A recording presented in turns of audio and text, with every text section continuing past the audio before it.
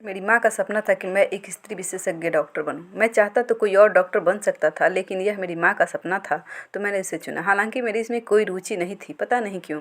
माँ हमेशा से चाहती थी कि मैं डॉक्टर बनूं, परंतु स्त्रियों का। जब मैं 10 साल का था तभी माँ गुजर गई, इसलिए कभी मैं पूछ नहीं पाया कि माँ ऐसा क्यों चाहती थी। मेरी रुचि न होने का सबसे बड़ा कारण यह था कि मुझे महिलाओं से बात करने में हिचकिचाहट होती थी। बहुत कोशिश करने के बाद भी मैं उनसे घुल मिल नहीं पाता था, इसलिए अब मेरा मन ऊबने लगा था। फिर मैंने मन बनाया कि कुछ दिन के लिए छुट्टी ले लेता हूँ और कहीं घूम आता हूँ। इससे मेरा मन बदल जाएगा और फिर से मैं अपने काम पर लग जाऊँगा। ऐसा सोचकर मैं छुट्टी ले लिया और अपने गांव जाने का मन बनाया। पूरे 20 साल के बाद मैं अपने गांव लौट रहा था। गांव में फ़िलहाल मेरे ताऊ जी रहते थे और उनके बाल बच्चे। मेरे बचपन के कुछ मित्र भी थे, तो मुझे इस बात की खुशी थी कि मैं उनसे मिल पाऊँगा। मैं अपना बोरिया बिस्तरा बांधा और अपने गांव की तरफ रवाना हो गया। दिन भर की यात्रा करने के बाद आखिरकार मैं अपने गांव के जंक्शन पर उतरा। वहां से मैंने एक ऑटो बुक की। जंक्शन से मेरा गांव लगभग 6 किलोमीटर पड़ता था। गांव में कोई भी प्रगति नहीं हुई थी, वही कच्चा सड़क जो मैं बचपन में देख कर गया था। ऑटो वाले से मैंने पूछा कि यहाँ कोई प्रगति क्यों नहीं हुई है। ऑटो वाले ने बोला, इस गांव की तरफ कोई ध्यान नहीं देता है बाबूजी। इस गांव में जनसंख्या भी कम है। यहाँ के लोग खेती बाड़ी करके इस पर निर्भर हैं। ज़्यादा लोग शहर निकल गए और जो शहर चला गया वो गांव की तरफ कभी ध्यान दिया ही नहीं। मैं यह बात सुनकर थोड़ी शर्मिंदगी महसूस कर रहा था। तब तक ऑटो वाला गाड़ी रोक दिया। मैं पूछा कि अरे भाई, अभी तो गांव आया नहीं है, आप अभी क्यों रुक गए। ऑटो वाला बोला, बाबूजी सड़क इतनी ख़राब है कि मेरी गाड़ी पंचर हो गई। अब यहाँ से आपको पैदल जाना पड़ेगा। मुझे थोड़ा गुस्सा आया। मैंने थोड़ा झल्लाते हुए बोला, ऐसे कैसे पैदल जाएंगे, अभी तो लगभग 4 किलोमीटर जाना पड़ेगा और शाम होने वाली है, मैं कैसे घर जाऊंगा।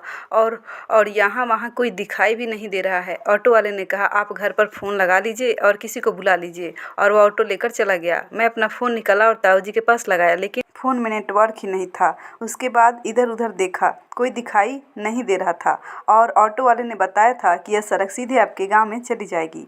मैं सोचा कि शाम होने से पहले जल्दी जल्दी इसी रास्ते पर जाता हूँ। अगर देर होने लगी तो किसी का घर देखकर रुक जाऊँगा। उसके बाद मैं अपना एक बैग पीठ पर उठाया और चल दिया।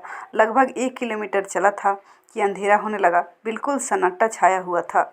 सड़क के दोनों किनारों पर घने पेड़ थे और बहुत दूर दूर फैले हुए खेत। सड़क कच्ची और ऊबड़ खाबड़। खेतों में फसल थी जिसे कुछ साफ साफ दिखाई नहीं पड़ रहा था। अब धीरे धीरे अंधेरा छा रहा था और मेरी घबराहट बढ़ रही थी, क्योंकि आसपास में कोई घर भी दिखाई नहीं दे रहा था। मेरे लिए अनजान सड़क थी। यहाँ कोई मेरी जान पहचान का भी नहीं रहता था और मैं जानता भी नहीं था कि कितनी दूर पर घर मिलेगा मिलेगा भी या लगभग नहीं मैं 1 मिलेगा। किलोमीटर चला होगा, तब तक पूरा अंधेरा हो गया था और मुझे अब लग रहा था कि आगे जाना ठीक नहीं है। तभी मुझे एक घर दिखाई दिया। मेरी घबराहट कुछ कम हुई। सोचा ठहरने के लिए कहीं भी जगह दे देगा लो तो रह लूँगा, क्योंकि रात होने वाली थी। अब आगे जाना मुझे सही नहीं लग रहा था। घर के अंदर से रोशनी आ रही थी। मुझे लगा अंदर कोई तो है, तभी रोशनी आ रही है। बादल घिरे हुए थे, लग रहा था कि बारिश होने वाली है। फिर मैं उस घर के पास गया और दरवाज़ा खटखटाया। मैं ज़ोर ज़ोर से आवाज़ मैंने लगाई, कोई है। अंधेरा होने के कारण कुछ साफ साफ दिखाई नहीं पड़ रहा था। मैंने अपने मोबाइल के फ्लैश को ऑन किया था, फिर भी कुछ दिखाई नहीं दे रहा था, परंतु घर के अंदर से रोशनी आ रही थी। मैं ज़ोर ज़ोर से आवाज़ लगा रहा था, परंतु कोई प्रतिक्रिया नहीं हो रही थी। तब तक बारिश भी होने लगी। मैं भीगने लगा। मैं वहाँ आवाज़ लगाने के सिवा कुछ कर भी नहीं सकता था, क्योंकि गेट अंदर से लॉक थी और इतना अंधेरा था कि मैं कहीं और भी नहीं जा सकता था। बहुत देर चिल्लाने के बाद भी कोई नहीं आया, तो मैं अब थक के कोई पेड़ के नीचे बैठने का मन बनाया। तभी अंदर से कोई आता दिखाई दिया। मुझे उम्मीद थी कि किरण दिखाई दी। मैंने देखा कि एक बूढ़ी अम्मा थी, हाथ में लालटेन लेके बरामदे में टांग रही थी और सर पे प्लास्टिक डाल के गेट के पास आई और बिना सवाल किए गेट खोल दी और अंदर आने के लिए बोली। मैं दौड़ता हुआ बरामदे पे चढ़ गया। मैं पूरी तरह से भीग गया था। जब माताजी भी गेट बंद करके आई तो मैं उनसे बात करना चाहा कि मैं कब से आवाज़ दे रहा था, अम्मा क्या आप सोई थी, आप अकेले रहती हैं। वह मेरे तरफ ऐसे देखी जैसे मैंने सवाल करके बहुत बड़ी गलती कर दी हो। मुझे घूरा और चुपचाप अंदर चली गई। मुझे अजीब लगा, मैं कब से बोले जा रहा हूँ, इनको कोई फ़र्क ही नहीं पड़ रहा है। खैर मुझे क्या, कम से कम सिर छुपाने का जगह तो मिल गया। मैंने सोचा अब रात आराम से कट जाएगी, सुबह ही निकल लूँगा। मैं भीग गया था तो मैंने बैग से कपड़े निकाल के बदल लिए और बरामदे में एक तरफ सोफ़ा लगाया हुआ था, दूसरे तरफ बहुत ही खूबसूरत कुर्सी रखी हुई थी, एकदम राजसी टाइप। सजावट बहुत बढ़िया से किया गया था। लालटेन के उजाले में सब चमक रहा था, परंतु घर देख के नहीं लग रहा था कि सिर्फ बूढ़ी अम्मा रहती होंगी, कोई और तो ज़रूर होगा। लेकिन मुझे क्या, मैं अब आराम से कहीं बैठने का जगह देखने लगा। बाहर बहुत तेज़ बारिश हो रही थी, लग रहा था बादल फट गया है, तूफान भी तेज था। मैं बूढ़ी अम्मा को मन ही मन दुआएं दे रहा था कि इनकी कृपा से बारिश तूफान से बच गया हूँ। तभी अचानक से अंदर से किसी महिला की रोने की आवाज़ आई। ऐसा लग रहा था कि कोई महिला बहुत पीड़ा में है और किसी दर्द से कराह रही हो। मैं दरवाजे की तरफ लपका और मुख्य द्वार के पास जाके मेरा पैर थम गया। मैं सोचने लगा कि किसी के घर में ऐसे अचानक घुसना सही नहीं है। कहीं किसी को बुरा लग गया तो इतनी अंधेरी रात में बाहर निकाल देंगे, और बाहर बारिश इतनी तेज़ हो रही है कि मैं कहाँ जाऊँगा। यह सोचकर मैं अपने कदम पीछे कर लिया। वही खड़ा होकर अंदर से आ रही आवाज़ या कोई है या नहीं, इसको भांपने की कोशिश करने लगा। तभी अंदर से फिर से एक महिला की दर्द में चिल्लाने की आवाज़ आई। मैं इस बार खुद को नहीं रोक पाया। मैं धर से अंदर घुस गया। जब मैं अंदर देखा तो वहाँ का नज़ारा देख के दंग रह गया। ऐसा लग रहा था कि मैं स्वर्ग में आ गया हूँ। कितना बड़ा महल था, कितनी सजावट थी, चारों तरफ हीरे जवाहरात, सोने और कीमती धातुओं से कोना कोना सजाया गया था। मेरी आंखें चौंधिया गई थी। इतनी रोशनी, और बाहर से कोई सोच भी नहीं सकता है कि अंदर का नज़ारा इतना शानदार है। मैं आंखें फाड़ फाड़ के चारों तरफ देख रहा था। तभी मेरे कान में एक बुजुर्ग की कपकपाती आवाज़ आई, बेटा तुम आ गए। मैं उस तरफ देखने लगा जिस तरफ से आवाज़ आई थी। मैंने देखा एक व्हील चेयर पे बुजुर्ग आदमी बैठा था। चेहरे पे बहुत मायूसी थी। ऐसा लग रहा था कि उसपे कितनी विपत्ति आई है। मैंने उस बुजुर्ग से पूछा, क्या बात, क्या आप मुझे जानते हैं? तो बुजुर्ग ने कहा, क्या फ़र्क पड़ता है बेटा, तुम तो डॉक्टर हो, इतना जानना ही काफ़ी है। मेरी बहू को प्रसव पीड़ा हो रही है, दर्द में तड़प रही है, तुम जाके देखो। मेरे मन में बहुत सारे ख्याल आ रहे थे, परंतु अभी वो समय नहीं था कि मैं सवाल कर सकूं, क्योंकि उसकी बहू पीड़ा से चिल्ला रही थी। मैं उसके तरफ लपका। सामने से बहुत ही आलीशान सीढ़ी ऊपर की तरफ जा रही थी। ऊपर दाहिने एक कमरा दिखाई दे रहा था। दरवाजे के पास दो स्त्री सर झुकाए और हाथ बांधे खड़ी थी। मैं जब वहाँ पहुँचा तो वह चुपचाप बगल हो गई। फिर मैं अंदर गया। उस कमरे में लगभग 20 महिलाएं थीं और सभी सर झुकाए हाथ बांधे खड़ी थी, और सामने पलंग पे एक गर्भवती महिला प्रसव पीड़ा से चिल्ला रही थी, परंतु किसी को कोई फर्क नहीं पड़ रहा था। मुझे तो समझ नहीं आ रहा था कि ये हो क्या रहा है। मैं और पास गया तो मेरी आंखें फटी की फटी रह गई। कितनी खूबसूरत थी वो महिला। ऐसा लग रहा था कि स्वर्ग से साक्षात अप्सरा उतर आई हो। मरून रंग की चादर में लिपटी थी तो उसका चेहरा चांद सा लग रहा था। वो दर्द से कराह रही थी, परंतु मुझे ये सब कुछ दिखाई नहीं दे रहा था, न सुनाई दे रहा था। मैं उसकी खूबसूरती में इतना खो गया था कि मेरा शरीर बर्फ के समान जम गया था।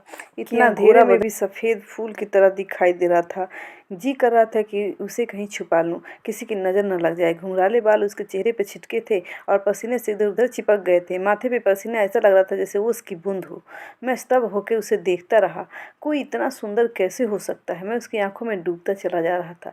तभी मेरे गाल पे जोर से किसी ने थप्पड़ मारा। मैं होश में आया तो देखा वही महिला थी और जोर जोर से चिल्ला के बोल रही थी, कुछ कर, खड़ा क्यों है? फिर मुझे एहसास हुआ कि मैं किस ख्याल में खो गया था। मुझे तो मदद करनी चाहिए। फिर मैं सब कुछ भूल के डॉक्टर की ड्यूटी पर लग गया और जांच करने लगा। जांच पड़ताल करने के बाद मुझे पता चला कि बच्चा नॉर्मल नहीं हो सकता, ऑपरेशन करना ज़रूरी है। फिर मैंने सबसे मदद मांगी। मैं चिल्ला चिल्ला के भूले जा रहा था कि हमें हॉस्पिटल जाना ज़रूरी है, परंतु सभी महिलाएं चुपचाप सिर झुकाए खड़ी थी। लग रहा था मानो उनमें जान ही न हो। फिर मुझे वो बुजुर्ग याद आए। मैं फिर वापस उसी तरफ लपका और नीचे आकर देखा, कोई नहीं था। कहाँ गए वो? यही तो थे। मैंने बहुत आवाज़ भी लगाई, उनका कोई अता पता नहीं था। फिर मैं वापस ऊपर गया तो अब वो महिला शांत हो रही थी और धीरे धीरे मैंने उसे सांत्वना दी कि मैं कुछ नहीं होने दूंगा, बस तुम हिम्मत मत हारना। परंतु मैं समझ गया था कि मुझे ही कुछ करना पड़ेगा, यहाँ कोई कुछ नहीं कर पा सकता। फिर मैं दौड़ता हुआ नीचे आया और गेट से बाहर निकल गया। फिर किसी से मदद के लिए। बाहर इतना अंधेरा था, कुछ दिखाई नहीं दे रहा था। बारिश भी बहुत तेज़ हो रही थी। तूफान भी आपसी चरम सीमा पे था। मुझे समझ नहीं आ रहा था कि मैं क्या करूं। नहीं नहीं, मैं हार नहीं मान सकता, नहीं तो महिला मर जाएगी। फिर मैं अपने गांव वाले सड़क की तरफ लपका। अंधेरे में कुछ दिखाई नहीं दे रही थी, परंतु अंधेरा से अंदाज से भागे जा रहा था। तभी मेरा पैर किसी चीज़ में फंसा और मैं धम से गिरा। मेरे सिर पे चोट लगी और मैं बेहोश हो गया। मेरी आँख खुली तो सुबह हो गई थी, बारिश थम गई थी। मैं एक गड्ढे में गिरा था। मेरे सिर में चोट लगी थी, सिर अभी भी भारी था। फिर मुझे याद आई वो महिला। मैंने नो नो करते फिर से उसके तरफ, घर की तरफ भागा। मुझे बस इस बात की चिंता थी कि मेरे इस तरह बेहोश होने के कारण उस औरत का क्या हुआ। मदद ना मिलने के कारण कोई अनहोनी ना हो गई हो। मैं दौड़ते गया। गेट खुली हुई थी। मैं भागता हुआ अंदर गया। मेरा ध्यान सिर्फ इतना था कि मुझे उस महिला के पास पहुंचना है, परंतु दौड़ते दौड़ते मेरी कदम अचानक रुक गई, क्योंकि मैं एक खंडहर में खड़ा था। रात में तो कुछ और ही देखा था मैंने। वो कीमती वस्तुएं, सजावट, इतनी सारी महिलाएं, और वो महिला कहाँ थी जिसको प्रसव पीड़ा हो रही थी? वो बुजुर्ग कोई नहीं। फिर रात में मैंने क्या देखा था? सपना था? नहीं नहीं नहीं, ऐसा नहीं हो सकता। मैं सपना कैसे देख सकता हूँ? ये सपना कैसे हो सकता है? मुझे एक एक बातें याद है। रात में क्या हुआ था मेरे समझ में नहीं आया। ऐसा क्यों हुआ? सोचते सोचते वहाँ से निकल गया और अपने गांव की तरफ रवाना हो गया। कुछ दूर जाते ही मुझे कोई मोटर से आते दिखे। मैं उसे लिफ्ट लेकर घर पहुंचा। वहाँ ताऊ जी मुझे देख के बहुत खुश हुए। सभी ने बहुत स्नेह प्यार किया, लेकिन मेरा मन उसी रात वाली घटना में फंसा हुआ था। फिर मैंने रात में सारी बात ताऊ जी से बताई। उन्होंने पहले मेरी बातें सुनी। उसके बाद उन्होंने कहा कि बहुत पहले की बात है, इस गाँव में एक जमींदार था। उसका एक ही बेटा था। जमींदार उसे बहुत प्यार करता था। अभी बेटे की शादी को 3 मंथ भी नहीं हुआ था और उनका बेटा किसी भयानक बीमारी से मर गया, परंतु उनकी बहू गर्भवती थी। उनकी अभी भी एक आस बाकी थी कि, लेकिन बेचारे के साथ नियति ने बहुत ही घटिया खेल खेला। प्रसव पीड़ा के दौरान गांव के सभी दाई को बुला लिए थे, परंतु एक बढ़िया डॉक्टर न होने के कारण उनकी बहू भी मर गई और उसका बच्चा भी। शहर शहर तक छानबीन करवाए थे, परंतु महिलाओं का डॉक्टर कहीं नहीं मिला और उसकी बहू आखिरी सांस तक लड़ी और अंत में बेचारी मर गई।